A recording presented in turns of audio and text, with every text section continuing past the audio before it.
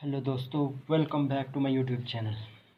दोस्तों, आज की इस वीडियो में हम पढ़ेंगे मेंडलीव पीरियोडिक टेबल के बारे में। इससे पहले हमने डिस्कस किया था न्यूलैंड लॉ ऑफ ऑक्टेव्स के बारे में। उसमें हमने उसकी लिमिटेशंस वगैरह के बारे में भी देखा।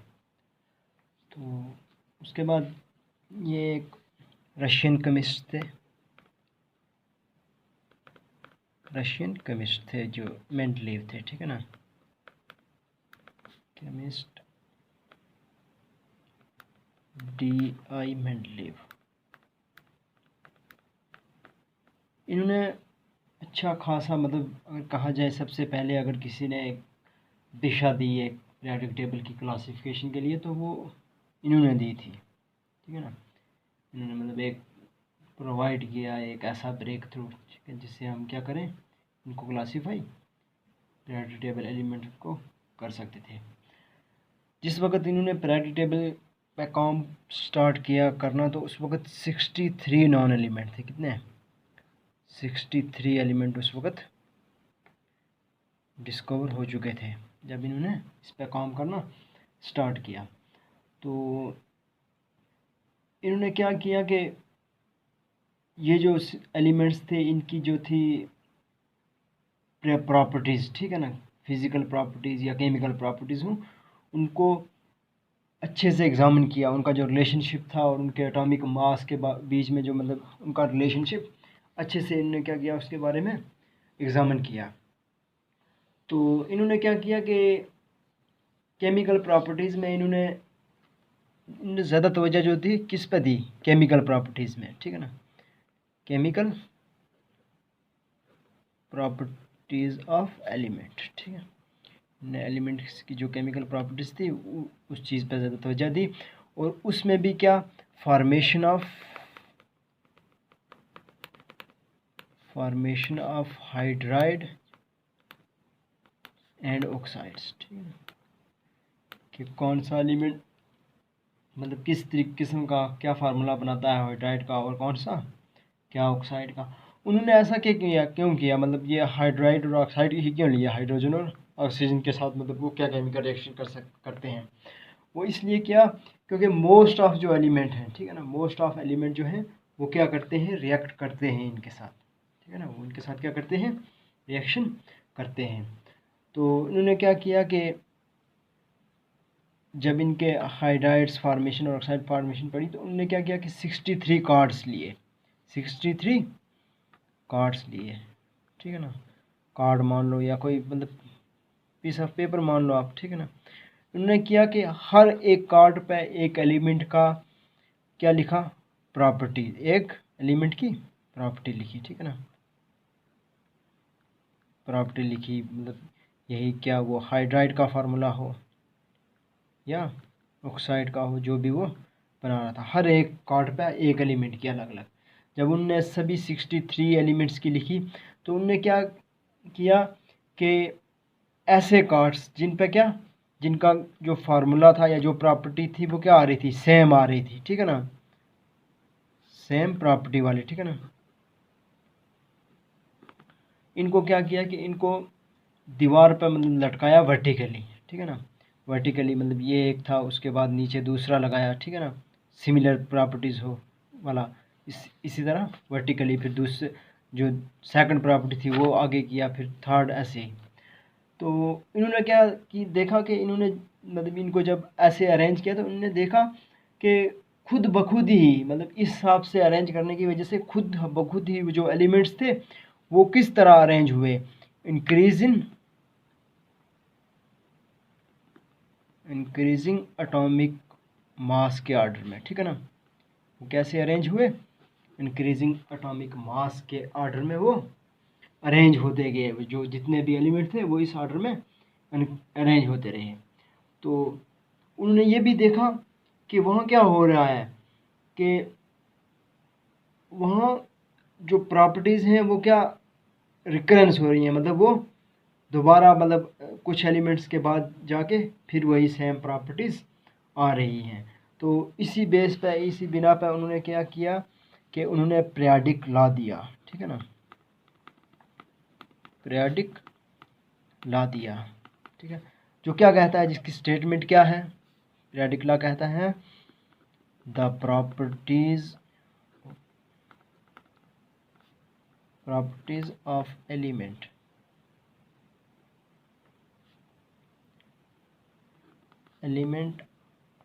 और द पीरियोडिक फंक्शन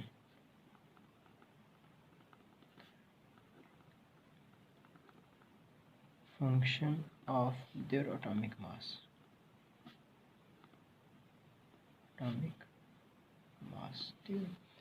इसका मतलब क्या हुआ कि जब भी एलिमेंट को हम अरेंज करेंगे, मतलब इंक्रीजिंग एटॉमिक मास के आर्डर में, तो ऐसे एलिमेंट जिनकी क्या प्रॉपर्टीज़, मतलब ऐसे एलिमेंट आएंगे कुछ इंटरवल के बाद के जिनकी प्रॉपर्टीज़ क्या होंगी, जिनकी प्रॉपर्टीज़ सेम होंगी, ठीक है ना। मतलब कहीं 8 एलिमेंट समझ लो या 10 या मतलब 18, ठीक है ना। कुछ एलिमेंट के बाद ऐसा एलिमेंट आ रहा है जिनकी प्रॉपर्टीज़ क्या हैं, सेम है। इसी चीज़ को हम क्या कह सकते हैं, पीरियोडिसिटी ऑफ प्रॉपर्टीज़। क्या, पीरियोडिसिटी ऑफ इसी चीज़ को, ठीक है, जो ये रिकरेंस ऑफ जो प्रॉपर्टीज़ हो रहा है, इसको हम क्या कह सकते हैं, पीरियोडिसिटी ऑफ प्रॉपर्टीज़, ठीक है। तो इन्होंने ये जो एलिमेंट अरेंज किए, ठीक है ना, ये पीरियोडिक टेबल जो बाकी और थे, मतलब उस वक्त साइंटिस्ट इनको अरेंज करने में लगे थे, उनमें से यही मतलब मेंडलीव का इतना इसको बड़ी सक्सेस मिली, मतलब उसी को वजह थी क्यों उसको मतलब इतनी बड़ी सक्सेस मिली थी। उसकी वजह ये थी कि इन्होंने अपने इस पीरियोडिक टेबल में क्या किया कि ब्लैंक स्पेसेस छोड़ दी थी, ठीक है ना, बीच में कुछ क्या जगह छोड़ दी थी। और इन्होंने क्या कहा था कि ये जो जगह हैं यहाँ एलिमेंट्स बाद में डिस्कवर होंगे, मतलब इस जगह एलिमेंट्स आएंगे। हत्ता कि उन्होंने ये भी कह दिया था कि इस जगह जो एलिमेंट आएगा इसकी प्रॉपर्टीज़ किसके मतलब किस जैसी होंगी, किसकी सिमिलर होंगी, ठीक है ना। किसी इस जगह आएगा उसकी कौन सी होगी, ठीक है ना। फॉर एग्जांपल कर लें हम, गैलियम और जर्मेनियम है, ठीक है ना, ये उस वक्त डिस्कवर नहीं हुए थे। तो इन्होंने क्या किया, कहा था कि एल्युमिनियम के नीचे, मतलब एल्युमिनियम के नीचे आएगा क्या कि यहाँ गैलियम आएगा, ठीक है ना, कि इसकी प्रॉपर्टी जो है गैलियम की एल्युमिनियम की तरह होंगी, ठीक है ना। सिमिलरली जर्मेनियम के लिए उन्होंने कहा कि मतलब वो सिलिकॉन की तरह उनकी प्रॉपर्टीज होंगी। इसको नाम भी दिया इका सिलिकॉन, इका एल्युमिनियम, ठीक है ना। तो इसी वजह से ये एक मतलब क्या थी, मेंडलीव पीरियोडिक टेबल की एक बहुत बड़ी क्या थी, एक सक्सेस थी। मतलब उससे बहुत इसको क्या मिली, सक्सेस मिली, बहुत ये पॉपुलर हुआ, ठीक है ना। ये जो उन्होंने ये प्रॉपर्टीज़ दी, ये लगभग दी उन्होंने 1872 में, मतलब ये पीरियोडिक टेबल के बारे में उन्होंने बताया। फिर 1900 में जाके क्या हुआ कि इस मेंडलीव पीरियोडिक टेबल को क्या किया गया, मॉडिफाई किया गया, ठीक है ना, modified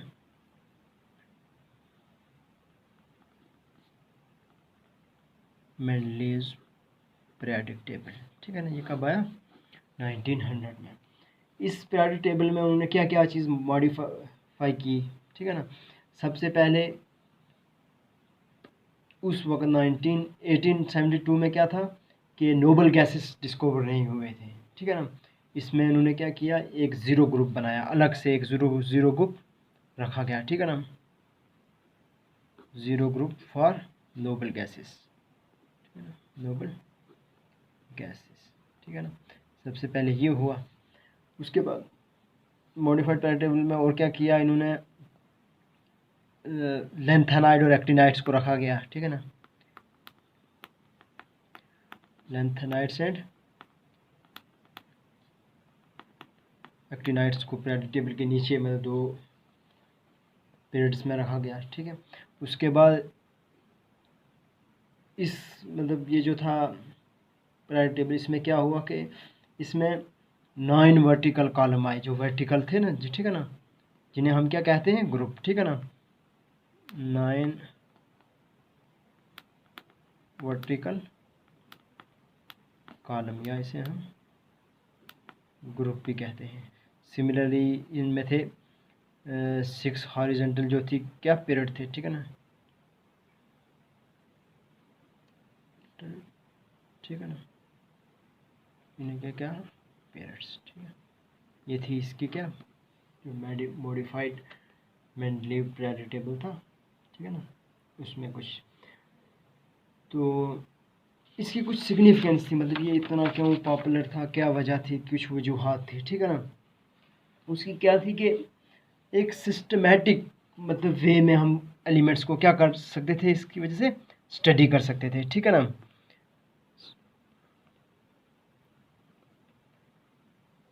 systematic study of element, ठीक है। हम मतलब अगर किसी ग्रुप में एक एलिमेंट है, हमें उसकी प्रॉपर्टीज़ के बारे में पता था, तो हम अगर उसी ग्रुप में कोई और एलिमेंट है, हम ये कह सकते थे कि उसकी भी प्रॉपर्टीज़ क्या हैं, सिमिलर हैं, ठीक है ना, कि ऐसी ही उसकी प्रॉपर्टीज़ होंगी, ठीक है।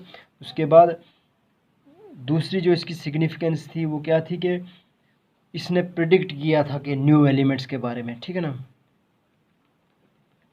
प्रिडिक्शन ऑफ न्यू एलिमेंट्स, ठीक है ना। इन्होंने क्या किया था कि मतलब कहा था, ब्लैंक स्पेस छोड़ दी थी कि कुछ और एलिमेंट भी डिस्कवर होंगे। ये नहीं कहा कि जितने हैं बस इतने ही, इन्होंने कहा कुछ और एलिमेंट आएंगे, और इन्होंने ये भी कह दिया था कि इनकी प्रॉपर्टीज़ जो होंगी वो मतलब किस किस फलाने फलाने एलिमेंट्स के मतलब की तरह ही होंगे।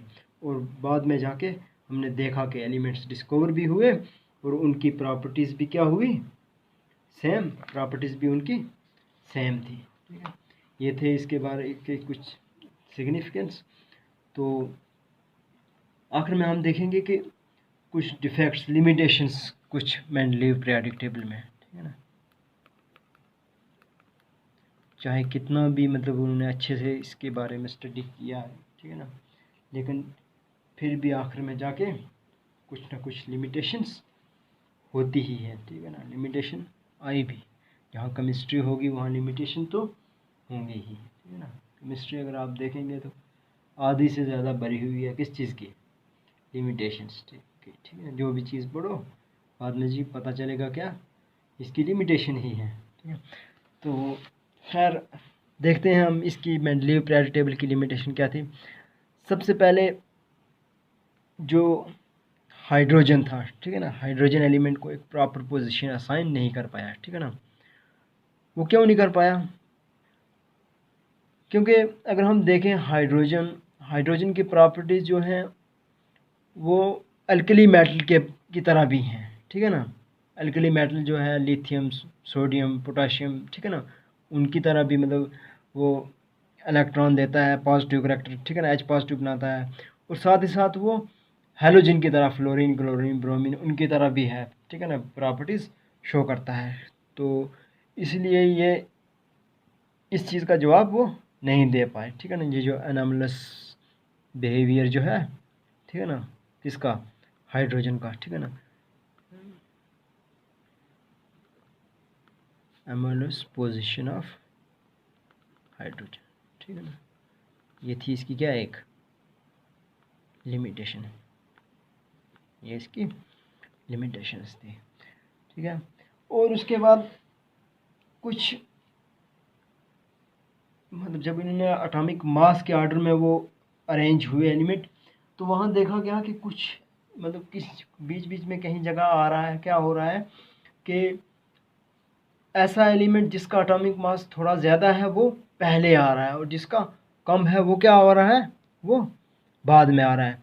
फॉर एग्ज़ाम्पल कॉपर ले लें हम, ठीक है ना, कॉपर का एटॉमिक मास है 58.9, ठीक है ना। और साथ में हम निकल ले लें, निकल का है 58.7, ठीक है ना। अगर उस हिसाब से देखा जाए तो पहले निकल आना चाहिए फिर कॉपर आना चाहिए, लेकिन ऐसा नहीं हुआ, ऐसा नहीं था, ठीक है ना।